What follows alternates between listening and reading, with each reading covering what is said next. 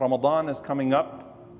Ramadan is a chance for us to personally develop ourselves, to collectively develop ourselves, to connect ourselves to Allah subhanahu wa ta'ala in a way that naturally not only tunes us into Him and to the world around us, but grants us an understanding, a fiqh in the heart, an understanding in the heart that pushes us to another level of our ibadah, to another level of our worship.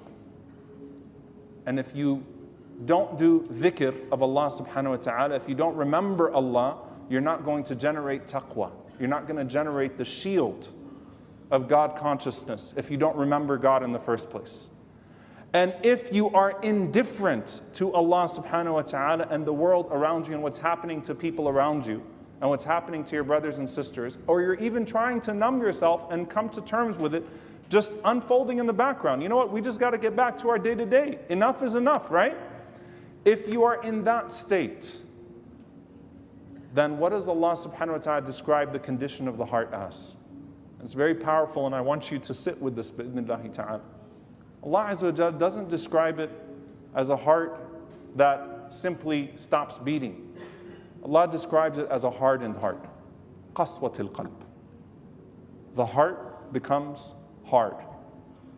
You know, we always ask Allah subhanahu wa ta'ala, Ya muqallib al-qulub, thabbit qalbi ala dinik. O turner of hearts, make my heart firm on your path.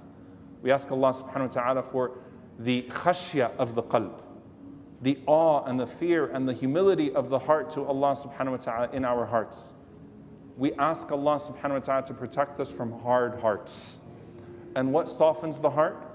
The remembrance of Allah subhanahu wa ta'ala and the remembrance of those people, encountering them, putting your hands through the pages of a mushaf from now in this month of Sha'ban, not waiting for Ramadan when everybody else is holding a Quran around you. Putting your fingers, your hands through the pages of the mushaf right now and starting to read your Quran right now in a month that people are not paying attention. And then the Prophet ﷺ said, "An yamsah ra's al-yatim," accompanying the orphan, caressing the hair of an orphan, being present with those people as much as possible. Those are the things that soften your heart. Put your hands there so that your heart is there. Let your tongue not be heedless so that your heart does not become heedless.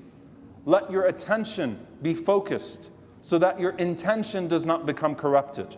This is the month where you generate the focus so that when Ramadan comes around, the moment that we see that hilal, the moment that we recite the first night in Taraweeh, the moment that we make our first intention, we have already cleared the distraction and focused ourselves and removed the heedlessness, removed the indifference to say, Ya Allah, this is a Ramadan